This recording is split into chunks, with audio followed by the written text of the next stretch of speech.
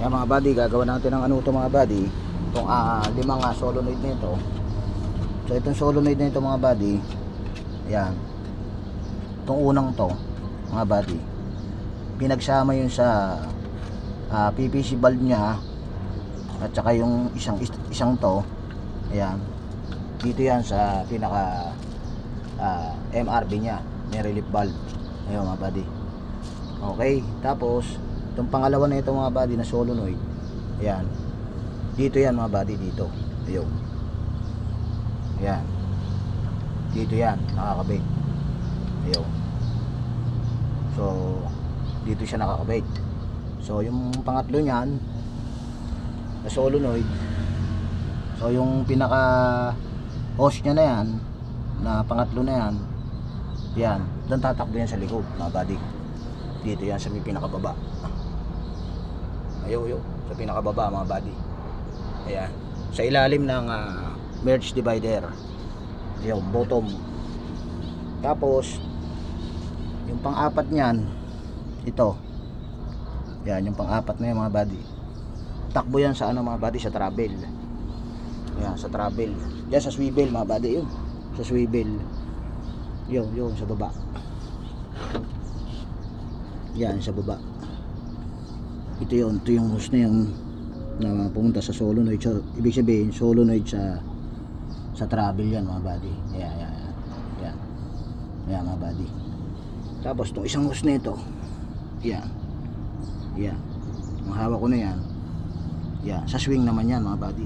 Sa dulo yan, sa dulo, ayun, sa dulo ng solenoid na ito, pinakadulo. Ito yung ACC natin, accumulator, ito yung pinakadulo. So ibig sabihin sa swing to, pinakadulong solenoid. Pangalawa sa travel, yan. Tapos yung pangatlo nyan, merge yan.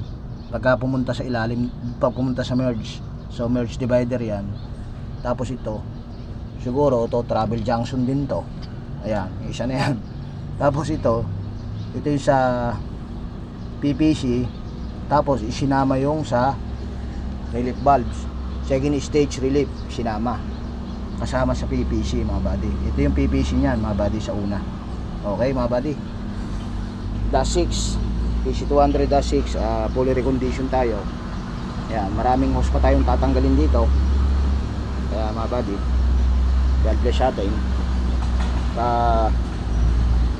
Papalit din tayo ng mga hose na mga gato. Ayan, yung maliliit na yan, papalitan na natin yung mga hose na ito.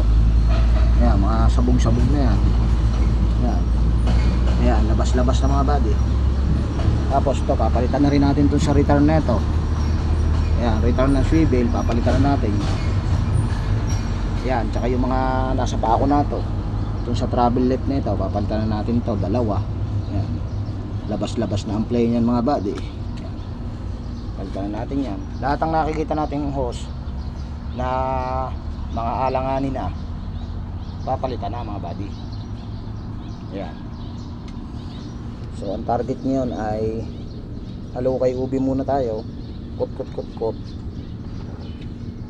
Then mamaya magtatanggal tayo ng mga bolt. Magtatanggal tayo ng mga bolt mga buddy.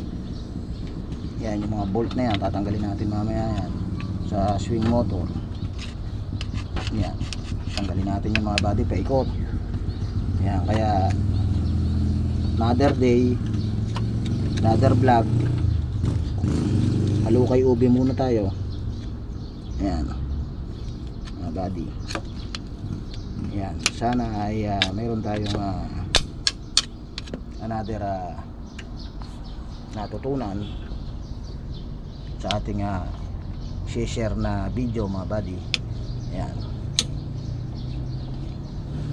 mamaya didisilin natin ng konti ito, diesel, tapos gasolina, tapos pag ito yung final na, lilinisin talaga yan. Tapos yung mga hose na mga alanganin na dito sa valve body nya, papalitan na natin mga buddy, para pagka nabuhay na siya, nakakondisyon na, one time na lang ito, mga palitin na talaga ito mga buddy. Mga hose na yan, ayan, labas na mga ply, oh.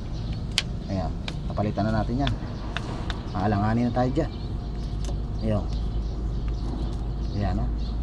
Sulit na yan mga buddy o. Basta ganyan ang hose, sulit na yan. Ayan. Bababa kasi natin ito mamaya. So medyo ano tayo ng konti para didisilin natin ito ng konti mamaya. Ayan. Nakita man lang natin yung kalalagyan ng ano, yung anong tornilyo, buddy, para medyo makilala na solenoid pala to.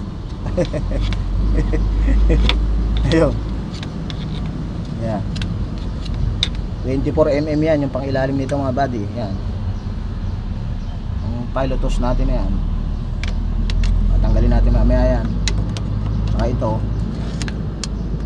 yung mga nakakonektang hose nito, bababa na natin ng buo yung solenoid valve body mga buddy. Ayan. Para ma-check natin lahat yung solenoid sa baba at malinis din. Ay mga buddy, God bless atin lahat mga buddy. Good morning. Good morning Philippines mga buddy, God bless.